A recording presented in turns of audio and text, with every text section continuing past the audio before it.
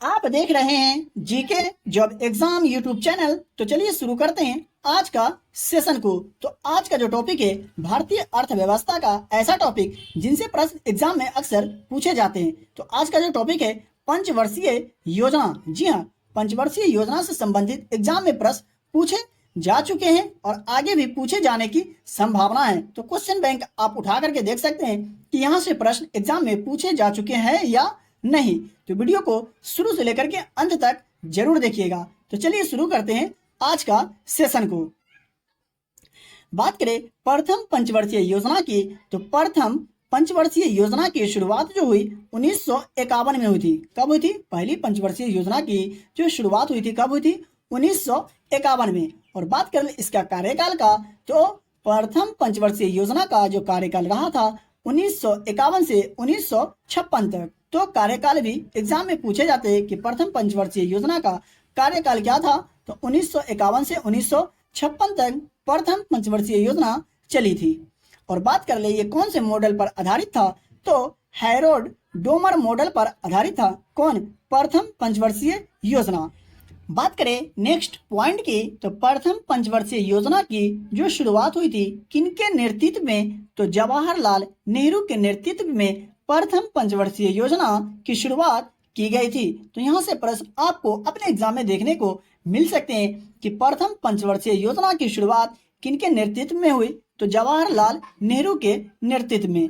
और ये कितने अवधि के लिए बनाया गया, कितनी अवधि के लिए शुरू किया गया? तो 1951 से 1956 की अवधि के लिए शुरू किया गया था। किनके नेतृत्व में? जवाहरलाल नेहरू के नेतृत्व में।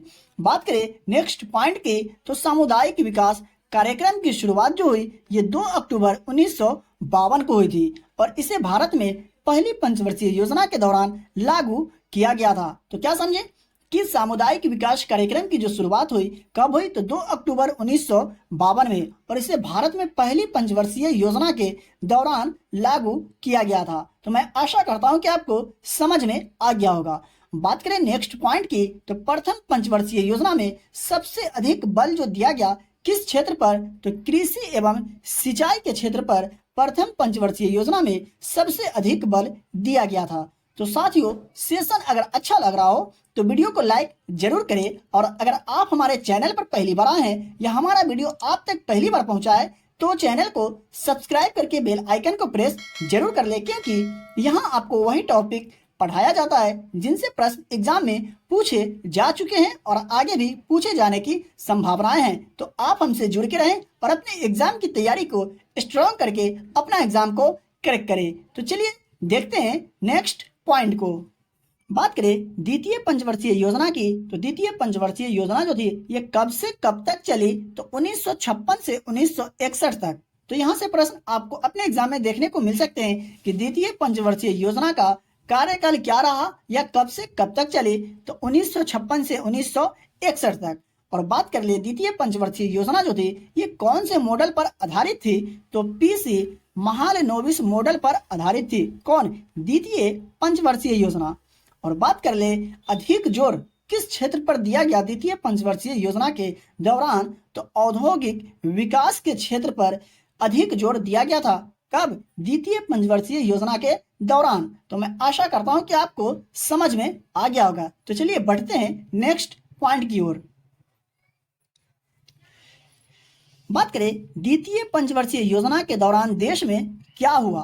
तो 3 लौह इस्पात संयंत्र स्थापित किए गए थे। कब? द्वितीय पंचवर्षीय योजना के दौरान। तो कितने लौह इस्पात संयंत्र स्थापित किए गए थे? तो 3। तो इसे भी आप जरूर याद रखिए। और वह कौन कौन? तो दुर्गापुर इस्पात संयंत्र और राउरकेला इस्पात संयंत्र और भिलाई इस्पात संयंत्र। तो यहाँ से आपको एग्जाम में प्रश्न देखने को मिल सकते कि द्वितीय पंचवर्षीय योजना के दौरान कितने लौह इस्पात संयंत्र स्थापित किए गए? तो 3। और वह कौन कौन? तो दुर्गापुर, राउरकेला और भिलाई इस्पात संयंत्र स्थापित किए गए थे। तो चलिए देखते हैं अगले पॉइंट को। बात करें तृतीय पंचवर्षीय योजना की, तो तृतीय पंचवर्षीय योजना का जो कार्यकाल रहा 1961 से 1966 तक। क्या समझे आप? तृतीय पंचवर्षीय योजना का जो कार्यकाल रहा यानी ये कब से कब तक चली? तो 1961 से 1966 तक चला था। कौन? तृतीय पंचवर्षीय योजना। और सर्वाधिक बल किस क्षेत्र पर दिया गया? तृतीय पंचवर्षीय योजना के दौरान सबसे अधिक बल जो दिया गया कौन से क्षेत्र पर? तो कृषि में विकास के क्षेत्र पर सर्वाधिक बल दिया गया था तृतीय पंचवर्षीय योजना के दौरान। और एक महत्वपूर्ण पॉइंट एक ये कि हरित क्रांति की शुरुआत, ये प्रश्न एग्जाम में अक्सर पूछे जाते हैं कि हरित क्रांति की जो शुरुआत हुई ये कौन से पंचवर्षीय योजना के दौरान? तो तृतीय पंचवर्षीय योजना के दौरान हरित क्रांति की शुरुआत हुई थी। और कब? तो 1965 में, यानी 1965 में। तो मैं आशा करता हूं कि आपको समझ में आ गया होगा। तो देखते हैं नेक्स्ट पॉइंट को। बात करें पंचवर्षीय योजना के इतिहास में भारत की सर्वाधिक असफल योजना जो थी कौन थी? तो तृतीय पंचवर्षीय योजना को माना जाता है पंचवर्षीय योजना के इतिहास में भारत की सर्वाधिक असफल योजना। तो यहाँ से एग्जाम में प्रश्न देखने को मिल सकते हैं कि सर्वाधिक असफल योजना जो थी पंचवर्षीय योजना के कौन सा था? तो तृतीय पंचवर्षीय योजना को माना जाता है सर्वाधिक असफल योजना।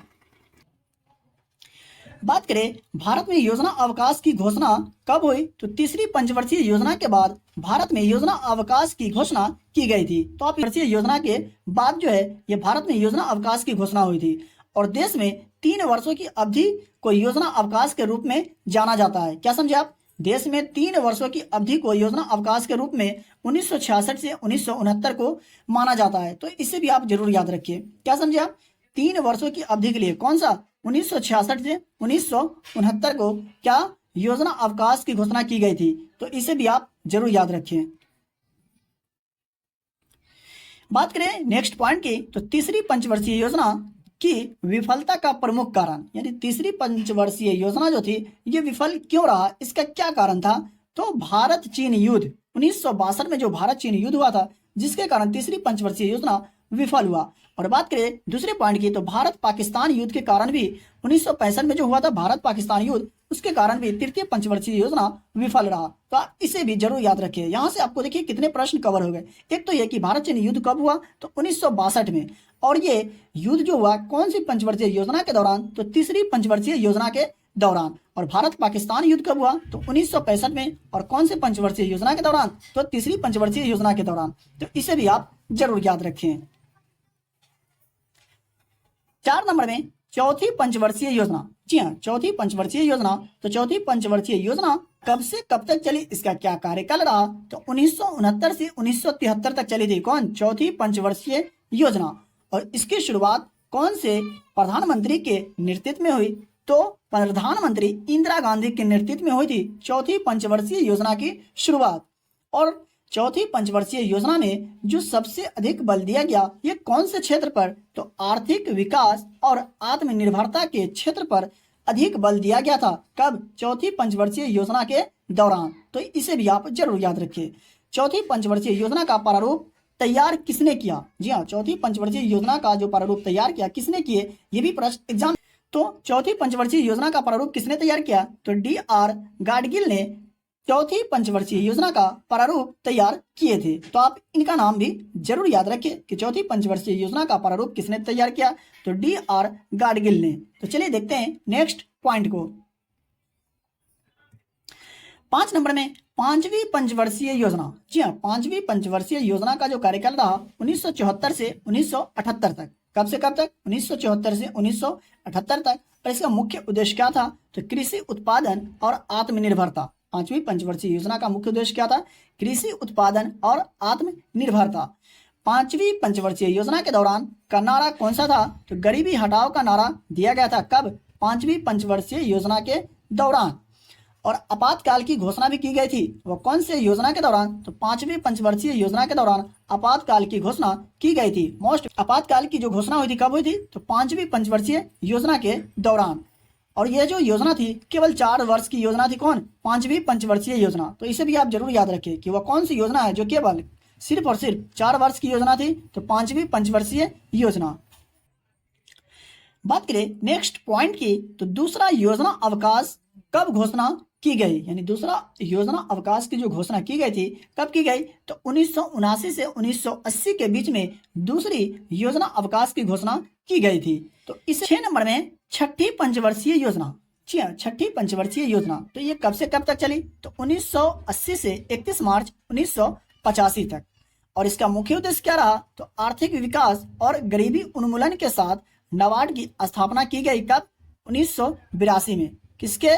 तो छठी पंचवर्षीय योजना के दौरान जो मुख्य उद्देश्य दिया गया, अधिक बल दिया गया, तो आर्थिक विकास और गरीबी उन्मूलन के साथ नाबार्ड की भी स्थापना की गई थी छठी पंचवर्षीय योजना के दौरान। और कब? तो 1982 में। अब चलिए देखते हैं 7वीं पंचवर्षीय योजना से संबंधित महत्वपूर्ण पॉइंट को। बात करें 7वीं पंचवर्षीय योजना की, तो ये कब से कब तक चली? तो 1985 से 1990 तक। 7वीं पंचवर्षीय योजना जो थी ये कब से कब तक चली? 1985 से 1990 तक। और अधिक बल जो दिया गया कौन से क्षेत्र पर? तो रोजगार, शिक्षा और स्वास्थ्य के क्षेत्र पर अधिक बल दिया गया था 7वीं पंचवर्षीय योजना के दौरान। बात करें अदर पॉइंट की, तो जवाहर रोजगार योजना की शुरुआत, अगर आप ना योजना की जो शुरुआत की गई थी ये कौन सी योजना के दौरान? तो 7वीं पंचवर्षीय योजना के दौरान जवाहर रोजगार योजना की शुरुआत की गई थी। और यह तीसरा योजना अवकाश की घोषणा कब की गई? तो 1990 से 1992 के बीच तीसरी योजना अवकाश की घोषणा की गई थी। तो यहाँ तक आपको टोटल 3 योजना अवकाश की घोषणा के बारे में मैं अभी तक बता चुका हूँ। साथियों, सेशन अगर अच्छा लग रहा हो तो वीडियो को जरूर लाइक करें, और अगर किसी भी पॉइंट में आपको डाउट लग रहा हो तो हमें कमेंट करके जरूर बताइएगा। बात करें 8वीं पंचवर्षीय योजना की, तो 8वीं पंचवर्षीय योजना जो थी इसका कार्यकाल क्या रहा? तो 1992 से 1997 तक चली। कौन? 8वीं पंचवर्षीय योजना। और इसका मुख्य उद्देश्य क्या रहा? तो लोगों के बीच निरक्षरता उन्मूलन तथा प्राथमिक शिक्षा का सार्वभौमिकरण जो था ये इसका मुख्य उद्देश्य था। किसका? 8वीं पंचवर्षीय योजना का। और बात करें अदर पॉइंट की, तो प्रधानमंत्री रोजगार योजना की जो शुरुआत हुई ये 8वीं पंचवर्षीय योजना के दौरान हुई थी। किसका? प्रधानमंत्री रोजगार योजना की शुरुआत किस पंचवर्षीय योजना के दौरान हुई? तो 8वीं पंचवर्षीय योजना के दौरान। तो इसे भी आप जरूर याद रखें। बात करें 9वीं पंचवर्षीय योजना की, तो 9वीं पंचवर्षीय योजना का जो कार्यकाल रहा ये कब से कब तक? तो 1997 से 2002 तक। जी हाँ, 9वीं पंचवर्षीय योजना का जो कार्यकाल रहा 1997 से 2002 तक। और इसका मुख्य उद्देश्य की अगर बात करें तो मानव विकास के साथ साथ न्यायपूर्ण वितरण इसका मुख्य उद्देश्य रहा था। किसका? 9वीं पंचवर्षीय योजना का। बात करें 10वीं पंचवर्षीय योजना की, तो ये कब से कब तक चली? तो 2002 से 2007 तक। 10वीं पंचवर्षीय योजना कब से कब तक चली? 2002 से 2007 तक। और इसका मुख्य उद्देश्य की अगर बात करें तो गरीबी और बेरोजगारी को समाप्त करना इसका मुख्य उद्देश्य था। किसका? 10वीं पंचवर्षीय योजना का। बात करें 11वीं पंचवर्षीय योजना की, तो इसका कार्यकाल रहा 2007 से 2012 तक। किसका? 11वीं पंचवर्षीय योजना का। बात करें 12वीं पंचवर्षीय योजना का, तो ये कब से कब तक चला? तो 2012 से 2017 तक। कौन? 12वीं पंचवर्षीय योजना। और इसका मुख्य उद्देश्य की अगर बात किया जाए तो तीव्र, टिकाऊ और अधिक समावेशी विकास इसका मुख्य उद्देश्य था। किसका? 12वीं पंचवर्षीय योजना का। और यह योजना जो थी मनमोहन सिंह के नेतृत्व में शुरू किया गया था। तो ये इसे भी आप जरूर याद रखें कि 12वीं पंचवर्षीय योजना जो थी ये किनके नेतृत्व में शुरू किया गया? तो मनमोहन सिंह के नेतृत्व में। बात करें अदर महत्वपूर्ण पॉइंट की, तो योजना आयोग को खत्म कर 2014 में नीति आयोग बनाया गया। किससे? योजना आयोग को कब खत्म किया गया? तो 2014 में। और इसे खत्म करके कौन सा आयोग बनाया गया? नीति आयोग, जिसकी स्थापना 2015 में भारतीय जनता पार्टी के द्वारा किया गया था। तो इसे भी आप जरूर याद रखें कि नीति आयोग की जो स्थापना हुई कब हुई? 2015 में। और कौन से पार्टी के द्वारा? तो भारतीय जनता पार्टी के द्वारा। और नीति आयोग का जो अध्यक्ष होते हैं कौन होते हैं? तो भारत के प्रधानमंत्री। तो इसे भी आप जरूर याद रखें। तो मैं आशा करता हूं कि वीडियो में बताए गए एक एक पॉइंट आपको जरूर समझ में आया होगा। लेकिन फिर भी अगर कोई डाउट हो तो आप हमें कमेंट करके जरूर बताएं, आप पूछ सकते हैं। तो वीडियो कैसा लगा कमेंट करके जरूर बताइएगा। और हाँ, वीडियो को अभी तक लाइक नहीं किए तो वीडियो को लाइक कर दीजिए। चैनल को अभी तक सब्सक्राइब नहीं किए तो चैनल को सब्सक्राइब करके बेल आइकन को प्रेस जरूर करें। और अपने दोस्तों में ज्यादा से ज्यादा शेयर जरूर करें जो लोग बिहार पुलिस 2023 एग्जाम की तैयारी कर रहे हैं। पीडीएफ चाहिए तो वीडियो के डिस्क्रिप्शन में दिए गए टेलीग्राम चैनल लिंक से ज्वाइन होकर के डेली के वीडियो का फ्री में पीडीएफ प्राप्त कर सकते हैं। तो चलिए मिलते हैं फिर से एक नए वीडियो में नए टॉपिक के साथ।